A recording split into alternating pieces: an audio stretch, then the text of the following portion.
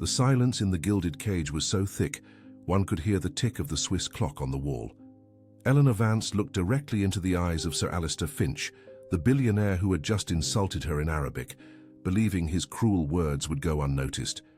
But when she replied in the same Najdi Gulf dialect, with a fluency that cut the air like a sharpened blade, his world crumbled. "I am not empty," she said, each word laden with a dignity he had never imagined existed in someone serving his tables. "I can read the financial reports on your desk. I can read the poetry of Al-Mutanabi, and I can certainly read your character, which you have just revealed for all to see."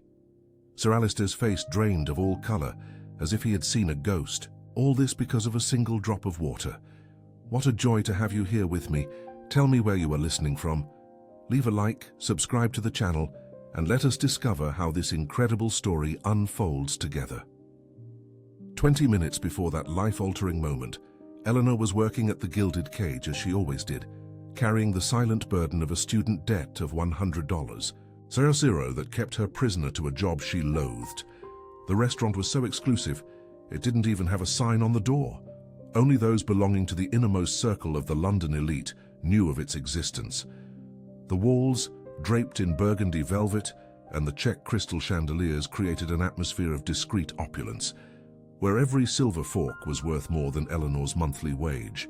Graham Pritchard, her manager, was a man who governed by fear, with small calculating eyes that lit up only in the presence of wealthy clientele.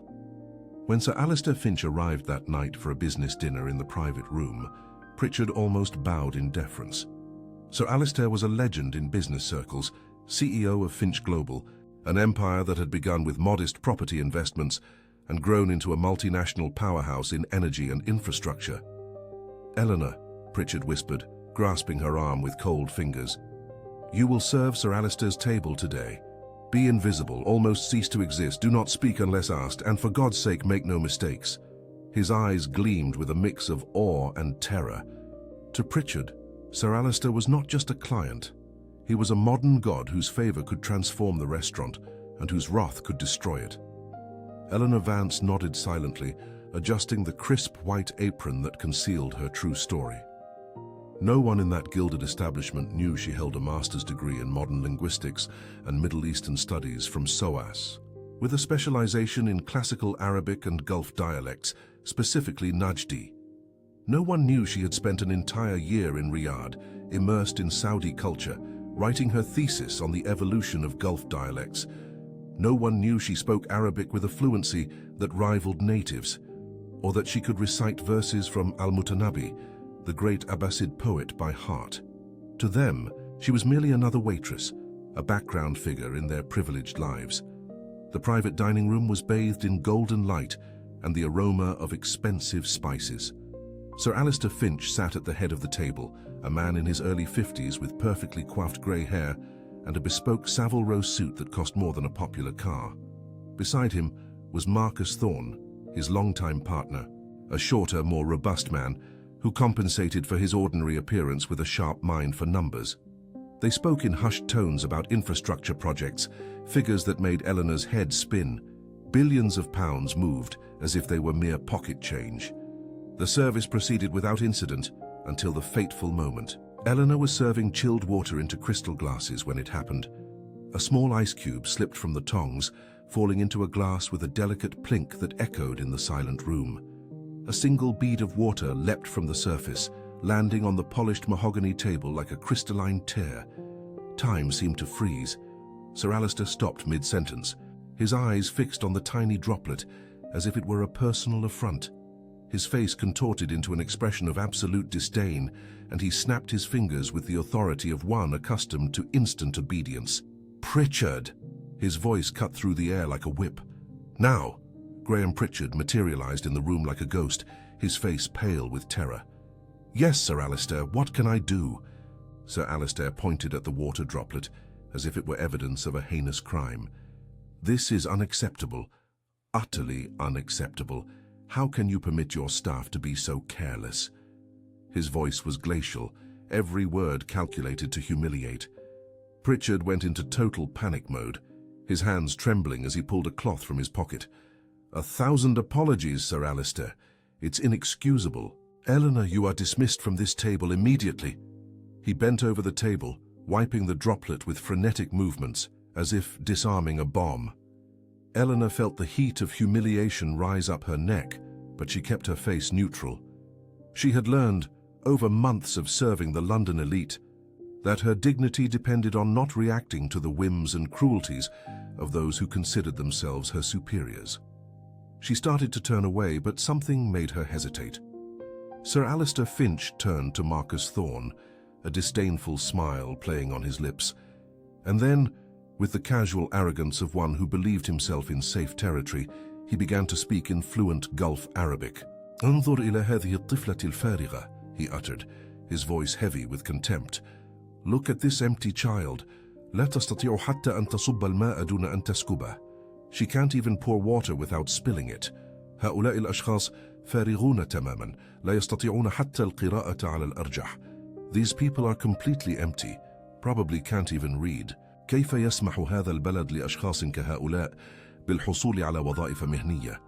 How does this country allow people like this to have professional jobs?" Each word was like a slap across Eleanor's face. She froze, her heart pounding so fiercely she feared others could hear it. The man who had just publicly humiliated her over a droplet of water was now insulting her in a language he presumed was his exclusive territory, mocking her intelligence, calling her empty, questioning her basic ability to read. The irony was so cruel, it almost tore a hysterical laugh from her throat. That 100,000 student debt that kept her in that humiliating job came exactly from her master's in Arabic linguistics. She had spent years immersed in that language, lived in Riyadh, defended a thesis on Gulf dialect evolution that her professors considered brilliant. She not only understood every word that left Sir Alistair's mouth, she could identify its regional origin, social class nuances in his pronunciation, even the small grammatical inaccuracies that revealed he had learned Arabic as a second language. Something inside her snapped. It wasn't merely the insult, it was years of frustration, her knowledge wasted, being treated as invisible by those lacking her education. The bitter irony of being called ignorant in her perfectly mastered language was the drop that made her patience overflow. As Graham Pritchard anxiously awaited her departure from the room, Eleanor slowly turned to face Sir Alistair. Her hands ceased their trembling, her voice found a strength she didn't know she possessed. "Saidi, أعتقد أن هناك سوء فهم," she began, her tone clear and unwavering. "Sir, I believe there's been a misunderstanding." She naturally switched to the very same Gulf dialect he had used, her impeccable pronunciation revealing years of study and practice. كفاءتي لا تعرف بقطرة ماء واحدة تماما، كما أن شخصية الرجل لا يجب أن تعرف بالمال في حسابه المصرفي. My competence is not defined by a single drop of water, just as a man's character should not be defined by the money in his bank account. The effect was instantaneous and devastating.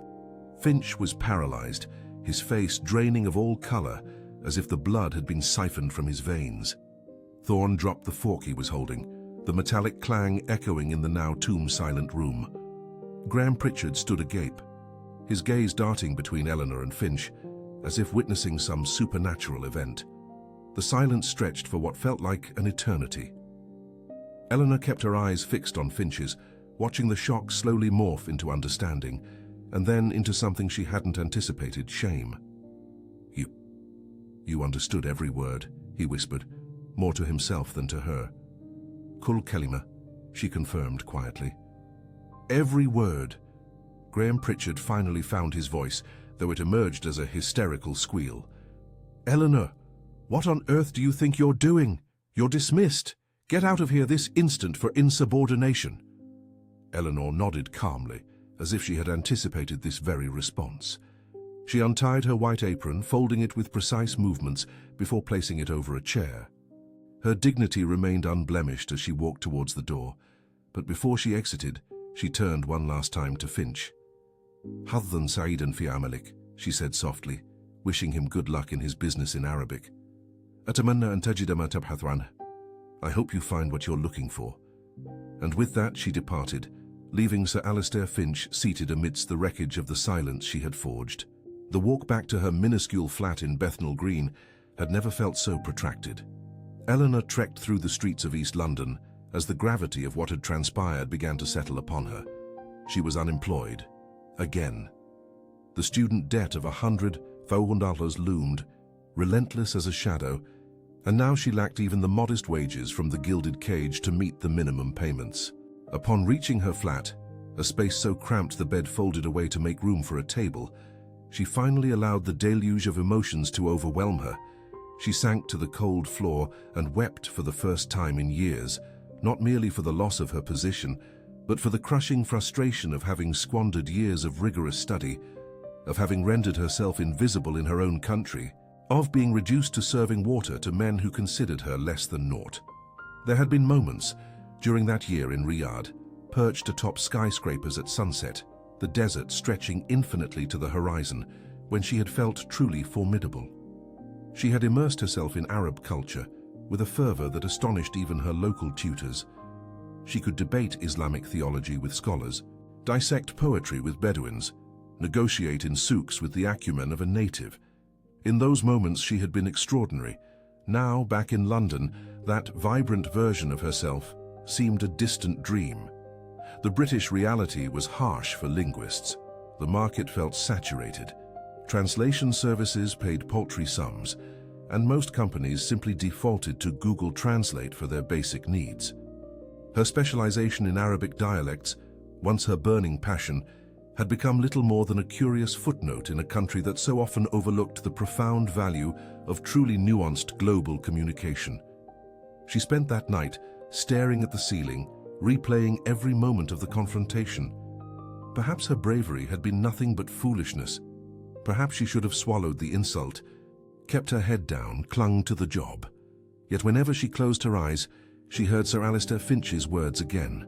Empty, doesn't even know how to read, and felt that same righteous fury ignite within her chest. The following day brought the brutal clarity of morning.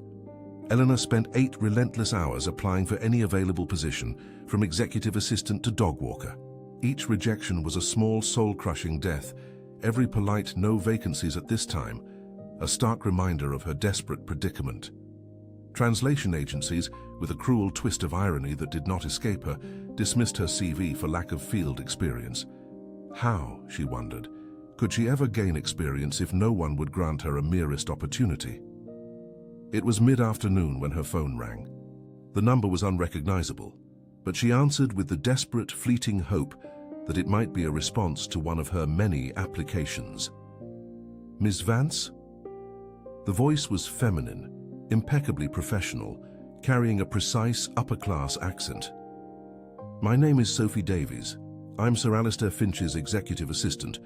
He would like to meet you for an urgent discussion. A car will be dispatched to your address in 15 minutes. Eleanor felt her blood run cold. What kind of discussion? Sir Alistair didn't specify, but he stated it was a matter of extreme importance. The car is a black Mercedes, registration ending 4457. The call ended before Eleanor could fully process what was happening. Her first instinct was sheer panic. Was Sir Alistair going to sue her? Blacklist her, ensuring she'd never find work anywhere in London? She had humiliated one of the most powerful men in the country. It was naive, truly, to believe there would be no repercussions. But then, a part of her, that very same part that had risen against him the previous night, decided she would confront whatever he had planned. If Sir Alistair intended to destroy her, then at the very least, she would look him in the eye as it happened. Exactly 15 minutes later, a black Mercedes glided to a halt in front of her building.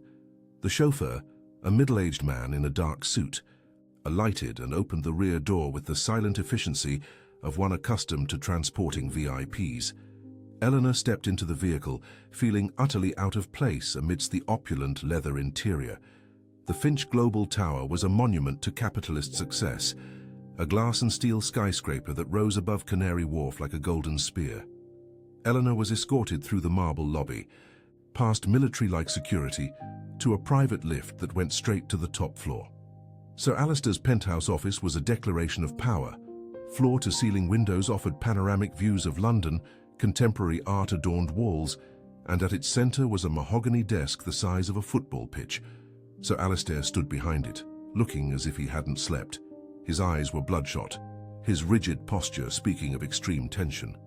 "Miss Vance," he began, his voice laden with a formality absent the night before. "Thank you for coming." Eleanor remained standing by the door, distrusting the apparent civility. "Sir Alistair," he gestured to a leather chair opposite the desk. "Please sit. We have much to discuss." She sat, back straight, hands folded in her lap. Sir Alistair began to pace, a predator measuring its prey, yet something was different. A hesitation, a vulnerability she hadn't seen. "I checked your credentials," he said abruptly. "SOS, Masters in Modern Linguistics, specialization in Middle Eastern Studies. A year in Riyadh as an exchange student, thesis lauded on Gulf dialect evolution. Certified fluency in classical Arabic, regional dialects and..." He paused, looking directly at her. "Field experience living with Bedouin families in rural Saudi Arabia." Eleanor nodded silently. Every word was true. Each achievement had cost years of her life. "You made a fool of me last night," he continued, voice dropping lower. "You made me look exactly what I was. An arrogant fool who assumes he can insult people believing himself smarter." He stopped pacing, facing her. "I was an idiot, and I apologize." The last thing Eleanor expected was an apology. She studied his face, searching for manipulation, but saw only genuine shame. "But," he continued, and she knew that "but" was the real reason for the meeting. "I didn't bring you here just to apologize. I need your help. Desperately." He returned behind the desk, pulled out a thick folder, spreading documents across its surface. Eleanor saw they were contracts, all in English and Arabic, with numbers that made her head spin. "I'm in the middle of a $2 billion negotiation with a Saudi consortium," Sir Alistair explained, his voice gaining urgency. "A green energy infrastructure project that took 2 years to develop. My lead translator, Hassan Al-Mahmoud, left the company 2 days ago. He was hired by a competitor for triple the salary." Eleanor Vance began to understand where the conversation was heading. "The translation service I'm currently using is a complete disaster," Sir Alistair continued. "Negotiations are falling apart. Due to cultural and linguistic nuances they're completely missing. The Saudis are feeling insulted, we're confused, and the entire deal is about to explode." He leaned across the desk, his eyes fixed on hers. "Last night, you didn't just understand my words. You grasped the subtext, the insult, all the nuanced complexity of the language. In 5 seconds, you demonstrated more linguistic competence than my current translation service in 2 months." Eleanor felt her heart race, but she maintained a neutral expression. "What exactly are you offering me?" In response, Sir Alistair slid a check across the table. Eleanor looked down and almost fainted.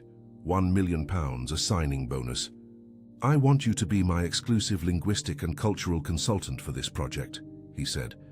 "Your salary for the next 3 months will be 3 times that amount, and you'll receive a substantial completion fee if we manage to close the deal." Eleanor looked at the check, then at Sir Alistair, trying to process the surreal offer. 24 hours ago, she was serving water. Now, a billionaire was offering her more money than she had earned in her entire life. "Why me?" she asked, her voice almost a whisper. "Because you're the only person I've found who can not only translate the words, but understand what they truly mean. Because you had the courage to confront me when everyone else simply bowed. And because..." He hesitated. "You reminded me that intelligence has nothing to do with one's bank balance." Eleanor picked up the check, feeling the paper between her fingers as if it were unreal. But then, her practical mind took over. She looked directly at Sir Alistair. "I accept," she said, "but with one condition." Sir Alistair raised an eyebrow. "What condition?" "I won't be treated as an assistant or a servant, but as a professional consultant. My word on language and culture will be final. If I say something needs changing, it will be changed. If I say an approach is wrong, we'll find another. You're hiring my expertise. Let me use it." Sir Alistair didn't hesitate. "I agree completely." The next 24 hours passed in a whirlwind. Eleanor was first taken to a bank. where she deposited the check that would change her life, then to a Savile Row haute couture tailor, where she was measured for an executive wardrobe.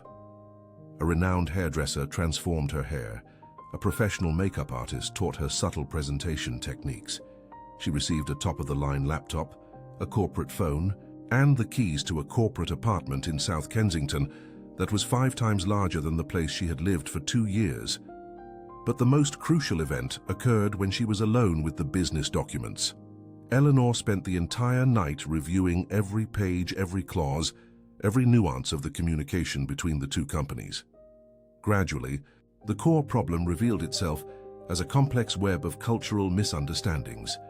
Finch's translation service was using formal classical Arabic, the kind taught in universities and used in official documents, but the Saudi consortium was communicating in a specific Najdi regional dialect, replete with colloquialisms, idioms, and cultural references that were being completely lost in translation. It was as if a Brazilian company attempted to negotiate with Americans using only 18th century formal Portuguese. Technically correct, but entirely out of context. Worse still, many expressions were being misinterpreted in ways that created serious misunderstandings. What the Saudis considered careful planning was being translated as hesitation and a lack of commitment. What Finch considered direct frankness was being conveyed as arrogance and disrespect. The two parties were not merely failing to communicate, they were unknowingly insulting each other. The following morning, as they boarded a private jet bound for Riyadh, Eleanor explained her strategy to Sir Alistair. "We won't win this negotiation by arguing contractual points," she said as the plane took off over London. "We will win it by offering a sincere apology for the cultural arrogance of the previous translations, and then rebuilding communication from the ground up with mutual respect." Sir Alistair, who had built an empire based on aggression and assertiveness, hesitated for a moment. Apologizing was not in his business DNA, but then he looked at Eleanor, this woman who had transformed humiliation into opportunity, and decided to trust her completely. "You lead," he said simply. "I trust your judgment." The meeting room in Riyadh was a study in traditional Arabian opulence. Persian carpets covered marble floors, golden calligraphy adorned the walls, and the air was perfumed with oud and cardamom. The tension was palpable as the two delegations sat on opposite sides of a polished ebony table. On Sir Alistair's side sat himself, Marcus Thorne, and Eleanor Vance. Opposite them was Sheikh Tariq Al-Hassan, the consortium's patriarch, a 70-year-old man with penetrating eyes and a commanding presence, accompanied by his 3 sons and a legal team led by Khalid Al-Hajri, the lead translator, a middle-aged man known for both his linguistic brilliance and his unyielding demeanor. Sheikh Tariq Al-Hassan was visibly displeased, his rigid movements betraying months of profound frustration. It was clear he regarded this meeting as a final opportunity before entirely abandoning the project. Eleanor requested permission to speak and rose, addressing the sheikh in flawless formal Arabic. "يا صاحب السمو بإذنكم أود أن أقدم اعتذارا صادقا بالنيابة عن شركة سيلفيرا Global," she began, her voice imbued with appropriate reverence. "Your Highness, with your permission, I would like to offer a sincere apology on behalf of Finch Global للافتقار إلى الاحترام الثقافي في الترجمات السابقة, for the lack of cultural respect in previous translations." The effect was immediate. The sheikh straightened in his seat, taken aback to hear a British woman addressing him with such correct protocol and, crucially, the appropriate dialect. Eleanor continued, elaborating that the previous representation had mistaken the consortium's meticulous planning for hesitation, responding with a directness that had been perceived as profound arrogance. She implored for a fresh chance at communication, founded upon mutual respect and cultural understanding. Sir Alistair, adhering to their rehearsed script, publicly affirmed that Eleanor spoke for him on all matters of culture and language. Sheikh Tariq Al-Hassan studied Eleanor for a lengthy moment, his eyes evaluating not merely her words, but her composure, her reverence, her unequivocal sincerity. Finally, he gave a slow, deliberate nod. "نحن نقبل اعتذاركم ونقدر صدقكم," he stated. "We accept your apology and appreciate your honesty. من فضلكم تابعوا. Please continue." For the subsequent 2 hours, Eleanor orchestrated the negotiation with the finesse of a maestro conducting a complex symphony. She was not merely translating words, she was rendering intentions, cultural context, and emotional nuances. When Sir Alistair made a declaration that might have sounded aggressive in Arabic, she deftly reframed it as a respectful request. When the Saudi delegation voiced concerns that appeared critical in English, she relayed them as constructive considerations. She was masterfully transforming a confrontation into a profound collaboration, a tense negotiation into a graceful diplomatic dance. The proceedings began to flow seamlessly, points of long-held tension dissolved, and for the first time in months, smiles began to emerge on both sides. Everything appeared to be progressing flawlessly until they reached a critical clause concerning liability for construction delays. It was a complex technical sticking point that had been a persistent impediment throughout months of prior negotiations. As the discussion grew more heated, Sheikh Tariq al-Hassan did something that was about to reshape the entire negotiation. He turned to his sons and Khalid al-Hajri, conversing swiftly in regional Arabic, assuming only they understood. Eleanor listened to every word with mounting horror. Khalid al-Hajri was proposing an outwardly elegant solution to the Sheikh.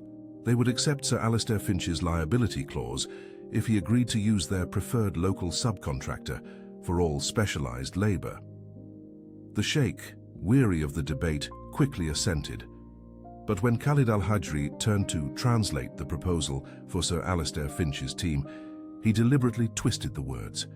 He described the requirement as merely a symbolic request to prioritize local labor where possible, completely downplaying the binding and specific nature of the actual demand. Marcus Thorne and Sir Alistair Finch's lawyers were visibly relieved, seeing this as a symbolic concession with no tangible cost. They were ready to accept immediately. Eleanor instantly recognized the deception. A specific preferred local subcontractor was no symbolic gesture. It was a binding demand that could cost millions of pounds and grant effective control of the project to an external company. Khalid al-Hajri was clearly being paid by this subcontractor to force their inclusion, manipulating both sides. She requested an urgent private meeting. In the antechamber, Eleanor quickly laid out the situation. Khalid al-Hajri was lying to both sides, inserting his own corrupt agenda. Sir Alistair Finch froze with rage, realizing he had almost walked into the trap. Marcus Thorne panicked, arguing they couldn't accuse Khalid al-Hajri without insulting the Sheikh and torpedoing the entire deal. "What do we do?" Sir Alistair Finch demanded, his voice tight. Eleanor already had a plan forming in her mind, but it was risky. "I can expose him, but you must trust me completely, and you need to feign annoyance with me when we return." Sir Alistair Finch studied her for a moment, then nodded. "Do it." They returned to the room where Khalid al-Hajri was grinning confidently, believing he had successfully manipulated both sides. Eleanor feigned submission, while Sir Alistair Finch coldly questioned the non-binding nature of the local labor preference. Khalid al-Hajri, condescending and assured, confirmed it was merely a symbolic cultural gesture, nothing more. Everyone began preparing to sign the documents. Then Eleanor acted. She waited until the precise moment the Sheikh stood, documents were being arranged, and Khalid al-Hajri was shaking hands, believing he had won. Then, with surgical precision, she addressed Khalid al-Hajri directly in a cutting Egyptian dialect, famously used for intellectual confrontations. "Ustad Khalid, truly masterful," she began, praising him with an almost imperceptible subtle irony.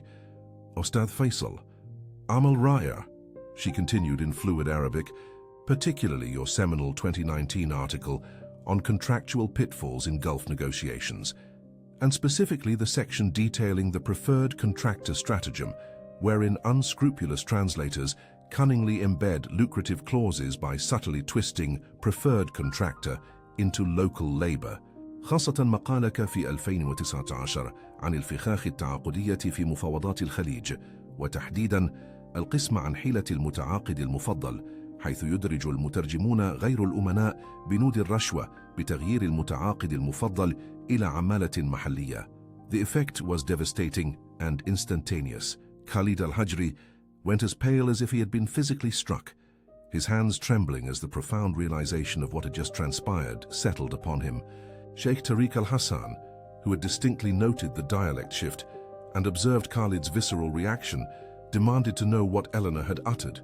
With perfectly feigned innocence, Eleanor elaborated in formal Arabic that she was merely commending Khalid's scholarly work on the insidious ways dishonest translators could deceive both parties in critical negotiations. She directed her gaze squarely at Khalid, adding that lesser translators might have missed such intricate nuances, but she knew that they, as consummate professionals, unequivocally grasped the distinction. Sheikh Tariq al-Hassan instantly comprehended the full magnitude of the deception.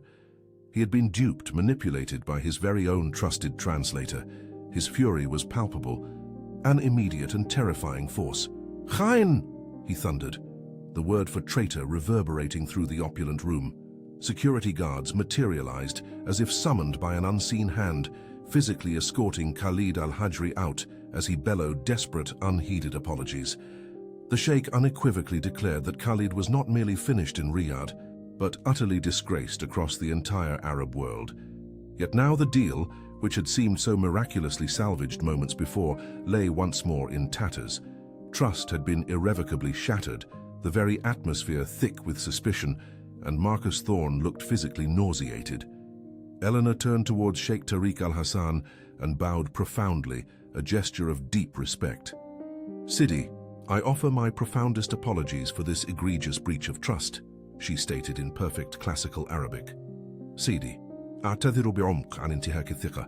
It was my solemn duty to safeguard my client and uphold the honor of this negotiation. كان من واجبي حماية مقلي وشرف المفاوضة." The sheikh regarded her with an intense, protracted gaze that stretched into what felt like an eternity. Then, to the astonishment of every single person present, he let out a deep, genuine peal of laughter. "عيون الصقر وشجاعة الأسد," he declared, genuine admiration clearly resounding in his voice. "Eyes of a falcon and courage of a lion. أين وجدتها? Where indeed did you unearth such a gem?" Sir Alistair Finch, still visibly reeling from the whirlwind of events, responded with an almost disarming honesty. "She found me." The sheikh brought his hand down onto the table with a decisive thud, his entire demeanor utterly transformed. "Al-Af'a kharajat min al-Hadika." The snake has been decisively removed from the garden. From this moment forward I shall converse solely with her, and she shall interpret for you. سنصنع هذا العمل معا بلا مزيد من الأكاذيب. We shall forge this business together, with no further falsehoods. The ensuing 3 days proved a masterclass in diplomacy and negotiation, with Khalid al-Hajri removed from the equation and communication flowing seamlessly through Eleanor. The deal was not merely salvaged, it flourished. Sheikh Tariq al-Hassan, profoundly impressed by Eleanor's integrity and Sir Alistair Finch's sagacity in trusting her completely, conceded on nearly all key points that had vexed them for months. When the final documents were signed, the £2 billion project was secured on terms even more favorable than Sir Alistair Finch had originally envisioned. On the private jet back to London, Sir Alistair Finch finally posed the question that had been burning in his mind. "How did you know about Khalid al-Hajri's academic article?" Eleanor smiled for the first time since the ordeal had begun. "I lied. I've never read any of his articles, nor do I know if he's ever written one. But I wagered that a man arrogant enough to deceive in a chamber of that caliber would possess a gargantuan ego. So I cited his brilliant work back at him as if perfectly acquainted with it, compelling him to believe he had been ensnared by someone of his own intellectual standing." Sir Alistair Finch began to laugh, genuinely and profoundly, a sound he hadn't made in years. "You didn't merely translate, you orchestrated a full psychological operation, brought down an international swindler, and saved a multi-billion-pound venture. And I was worrying about a mere drop of water." He called the £1 million bonus the greatest bargain of my life, and proclaimed that she had delivered a lesson in humility he would never forget.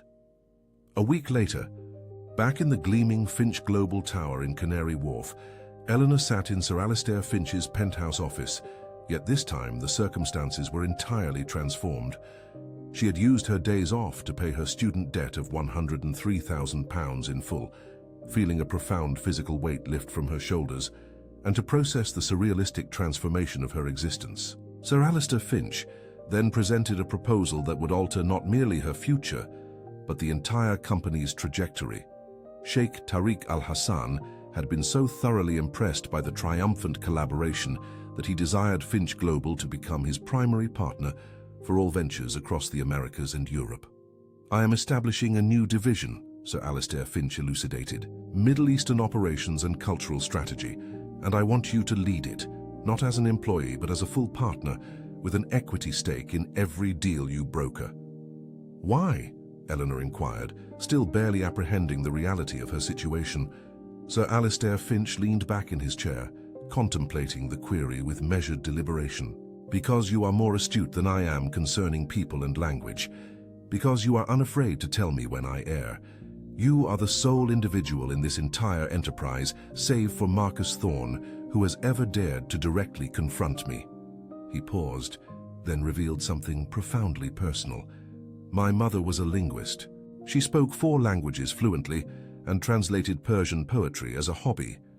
My father called it a sweet pastime, claiming it was trivial, a fun party trick. He treated her brilliance as a worthless curiosity." Sir Alistair gazed out the window at the London that stretched below. "When I insulted you at the Gilded Cage, I was embodying my father, the kind of ignorant, arrogant man I swore I would never become. You reminded me of my mother, yet you did something she never had the chance or the courage to do. You fought back, and you triumphed." He turned to Eleanor, his eyes gleaming with an emotion she had not expected to witness. "This offer is not merely a job, it is an apology. It is a chance to finally honor the kind of brilliance I've seen dismissed my entire life." Eleanor felt tears sting her eyes, but she kept her voice steady. "I accept, but with one condition," Sir Alistair smiled, "which is, we shall establish a scholarship fund at SOIS's linguistics department in your mother's name. A full scholarship, so that the next brilliant mind mastering a language doesn't have to choose between their passion and a lifetime of crippling debt, so they never have to serve water to a man like you once were." Sir Alistair did not hesitate for a second. He extended his hand across the table. "Agreed," he said, clasping her hand firmly. "And thank you for helping me become the man my mother would have been proud to know." Thus Eleanor Vance, the waitress dismissed over a single drop of water, became a partner in a multi-billion-pound empire. She transmuted an insult into opportunity, humiliation into triumph, and wielded her newfound power to ensure other brilliant minds would never face the same formidable barriers she had overcome. Months later, sitting in her new office, overlooking the very London streets where she'd walked unemployed just a year prior, Eleanor sometimes reflected on that single drop of water which had changed everything. How a tiny imperfection had unveiled profound truths about character. How a moment of seeming disaster had become the catalyst for an extraordinary transformation. She learned that sometimes the greatest victories emerge from the moments when we choose to stand up and show who we truly are, especially when the world endeavors to render us invisible. If you've been moved by this story as I have, click on the video now appearing on your screen to discover another tale that will stir your heart. And don't forget to subscribe to this channel so you won't miss the next incredible narratives I've brought for you.